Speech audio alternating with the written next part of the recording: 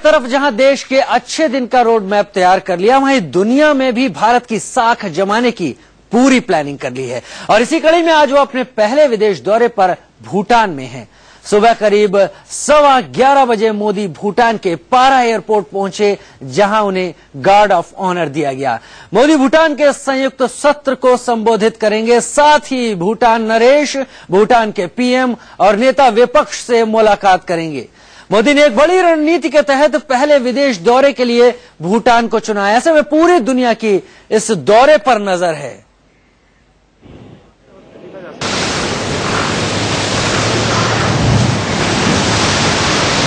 पूरी दुनिया की इस दौरे पर नजर है।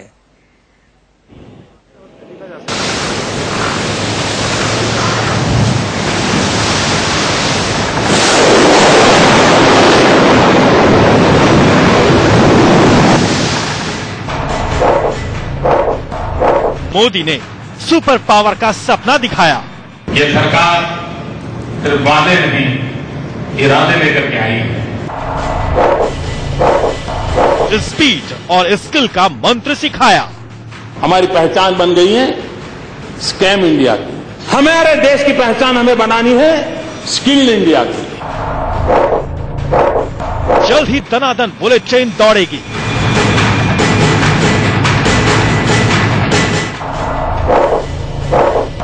देश का हर रेलवे स्टेशन महल जैसा दमकेगा।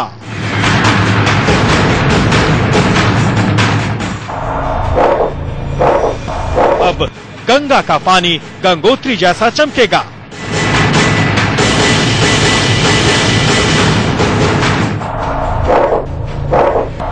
मोदी ने मंत्रियों की लगाई क्लास।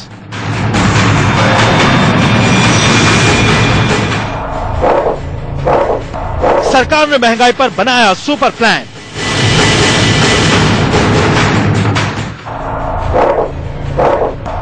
दवाई होगी सस्ती, अपराधी हो जाएंगे फुर्र।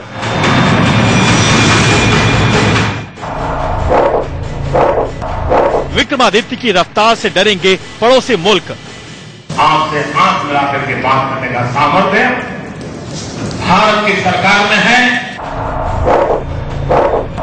जो नहीं हुआ पिछली बार, क्या होगा अब की बार। जरूरत पड़ी तो मोदी कड़वी दवा भी देने को तैयार।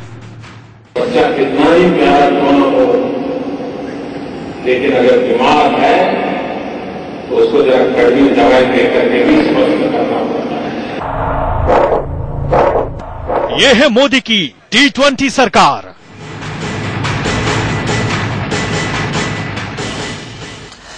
यह है मोदी की T20 सरकार। मोदी सरकार के 20 दिन पूरे हो गए। 26 मई से अब तक नई सरकार ने कई ऐसे फैसले किए जो मील के पत्थर की तरह हैं। सरकार का सबसे ज्यादा जोर सुरक्षा पर रहा। लीक से अलग हटकर मोदी ने खुद मिलिट्री वॉर रूम में आर्मी चीफ के साथ मीटिंग कर बड़े संकेत दिए।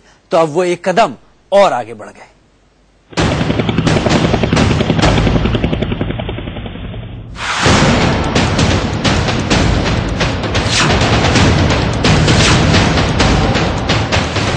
हिंदुस्तान के तख्तोताज पर बैठने के 20वें दिन मोदी MiG-29 की कॉकपिट में जब बैठे तो हिंदुस्तान की नई ताकत को पूरे देश ने इस्तकबाल किया।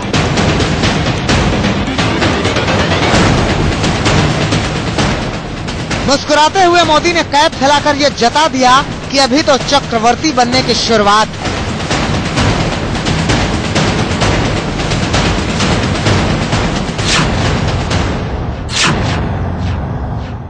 सामने समंदर जैसी चुनौतियां हैं और इस पर विक्रमादित्य की तरह विजय हासिल कर चक्रवर्ती बनना आसान काम नहीं है। लेकिन देश की सत्ता संभालने के 20 दिन के अंदर ही प्रधानमंत्री नरेंद्र मोदी ने साफ कर दिया है कि वो सारी मुश्किलों के साथ दो हाथ करने को तैयार हैं। हिंदुस्तान के रखवाले विक्रमादित्य पर जैसे जैसे मोदी के पैर बढ़ रहे थे, ये संकेत मिल रहा था कि अब न कोई आंख दिखाएगा, न किसी के सामने आंख झुकाएंगे। दुनिया वालों देख लो, अब तो आंख से आंख मिलाकर बात करेंगे। आंख दिखाने के हमारे सपने नहीं है, आंख झुकाने की हमारी तैयारी नहीं है, लेकिन विश्व के साथ आंख से आंख मिलाकर के बात करने का सामर्थ्य भारत की सरकार में है।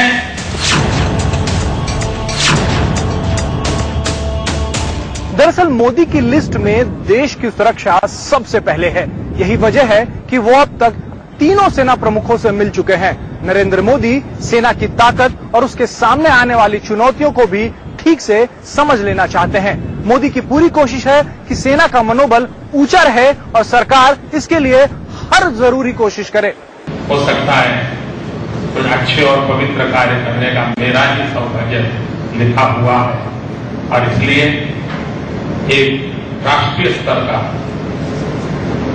वॉर मेमोरियल बनाने का इस नई सरकार ने फैसला किया। मोदी की सबसे बड़ी खासियत है कि वो जो करते हैं किसी से कहते नहीं, जो करते हैं वो किसी से कहते नहीं।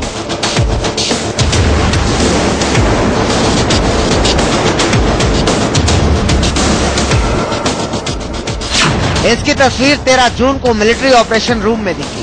अपने दफ्तर से निकलकर मोदी सीधे मिलिट्री ऑपरेशन रूम में पहुंचे। रक्षा मंत्री Arun Jaitley, army chief general Vikram Singh, अगले सेना अध्यक्ष दलबीर सिंह सुहाग और राष्ट्रीय सुरक्षा सलाहकार अजित डोभाल से सीमा के हालात पर बात की। एक एक मुश्किलों को बारीक से समझा और पाकिस्तान की ओर से हो रहे सीज फायर से कैसे निपटे, इस पर रणनीति बनाई।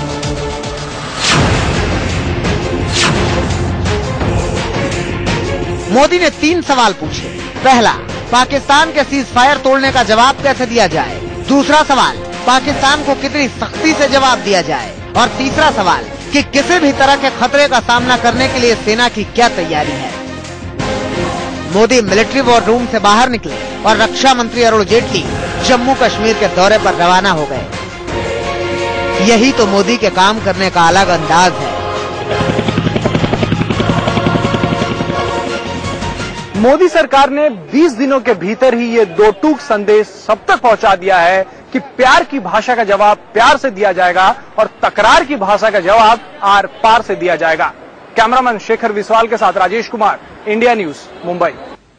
नरेंद्र मोदी का वादा था कि उनकी सरकार कतार के आखिरी आदमी का भी ख्याल करेगी। इसलिए सरकार ने महंगाई को काबू में करने के लिए महायोजना का खाका खींच दिया है। इसके लिए प्रधानमंत्री ने 19वें दिन 4 मंत्रियों के साथ बैठक की और 2.5 घंटे तक कृषि मंत्री का प्रेजेंटेशन सुना। सत्ता संभालने के 19वें दिन मोदी ने देश की सबसे बड़ी चुनौती महंगाई पर लगाम लगाने के लिए मास्टर फार्मूला निकाला। कृषि मंत्रालय, रसायन और उर्वरक मंत्रालय, जल संसाधन मंत्रालय, खाद्य आपूर्ति मंत्रालय के मंत्रियों के साथ 2.5 घंटे की मैराथन बैठक की। सबसे पहले किसानों को ऐसे बीज उपलब्ध कराने की व्यवस्था थी जिसमें कम पानी की जरूरत हो। हर खेत तक पानी पहुंचाने के लिए टेक्नोलॉजी का सहारा लिया जाएगा। वैकल्पिक फसल धान की जगह मोटे अनाज और नकदी फसल पर जोर दिया जाएगा। फसल बीमा योजना में तुरंत सुधार किया जाएगा और क्रॉप लोन दिया जाएगा। वहीं 540 में से 500 कृषि जिलों में क्रॉप कंटिजेंसी प्लान बनाया जाएगा। इसके अलावा खाद की कीमतों पर लगाम लगाने को भी अपने फार्मूले में जगह दी। मोदी ने सूखे के हालात से निपटने के लिए किसानों के सामने ऐसे फार्मूले दे दिए जो कारगर साबित होंगे।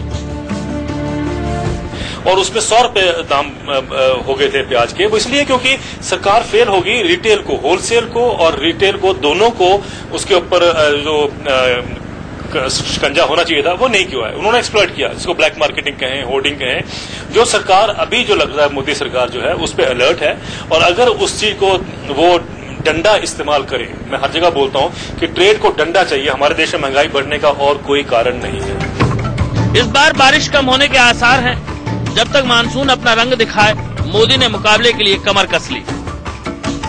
किसानों के लिए फार्मूला देने के बाद मोदी ने देश में अनाज की भंडारण व्यवस्था को दुरुस्त करने के फार्मूले दिए, जिसका प्रेजेंटेशन खाद्य प्रसंस्करण मंत्री हरसिमरत कौर ने दिया।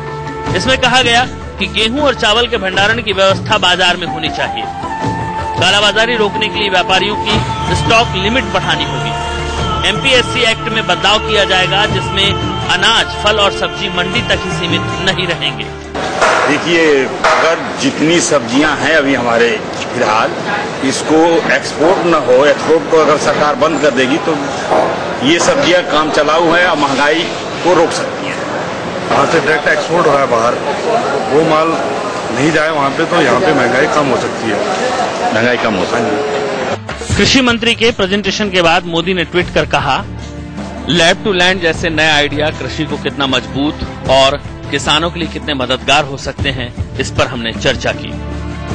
वाकई अगर इन फार्मूलों पर सरकार चली तो काफी हद तक किसानों को राहत मिलेगी और सूखे के हालात में भी किसान अपनी फसल का उत्पादन करेगा और फसल सही कीमतों के साथ देश के बाजारों में पहुंचेगी। Mithilesh Kumar Singh, Delhi, India news. मोदी की T20 सरकार में है और भी बहुत कुछ बताएंगे आपको ब्रेक में। प्रधानमंत्री मोदी ने 20 दिन के कामकाज से अच्छे दिन आने की तस्दीक तो कर दी, लेकिन अब यह भी कह दिया है कि गुड़ खाओगे तो गुलगुले से परहेज मत करना। संकेत साफ है, मोदी सरकार कुछ कठोर फैसलों की तरफ कदम बढ़ाना चाहती है।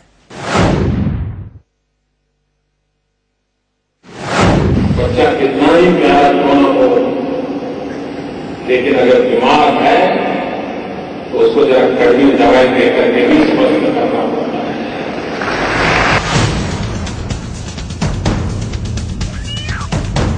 प्रधानमंत्री ने 20वें दिन सबसे बड़ी बात कह दी।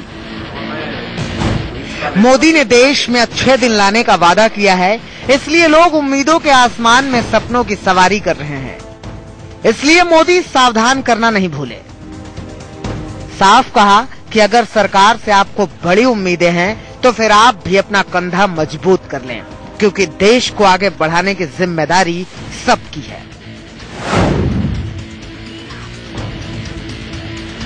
लेकिन मुझे विश्वास है कि इन कठोर निर्णयों के बाद जब स्वास्थ्य में सुधार होना शुरू हो जाएगा तो ये प्यार पुनः वर्षा होना शुरू हो जाएगा। ये मुझे I hope we will see good days. I hope the poorest of the poor will see better days. दरअसल प्रधानमंत्री के शब्द नए भले हों, लेकिन ये अंदाज पुराना है। वो अपने मंत्रियों को भी कह चुके हैं कि देश को बदलने की शुरुआत खुद से करें।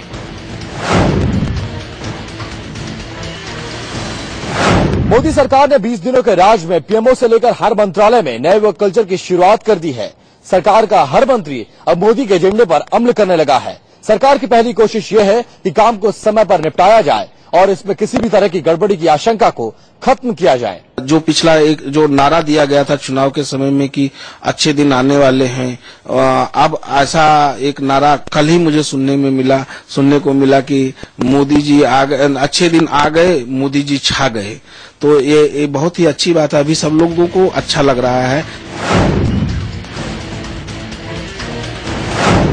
मोदी अपने पार्टी के सांसदों को भी नसीहतों का कड़वा घूंट पिला चुके हैं। मोदी ने बीजेपी सांसदों को पैर छूने की कल्चर से तौबा करने की नसीहत देकर यह साफ कर दिया है कि उनके दौर में ये सब नहीं चलेगा। मोदी ने साफ किया कि अपनी बात को मनवाने के और भी तरीके हैं। पैरवी और सिफारिश भूल जाइए, पहले खुद को साबित करके दिखाइए।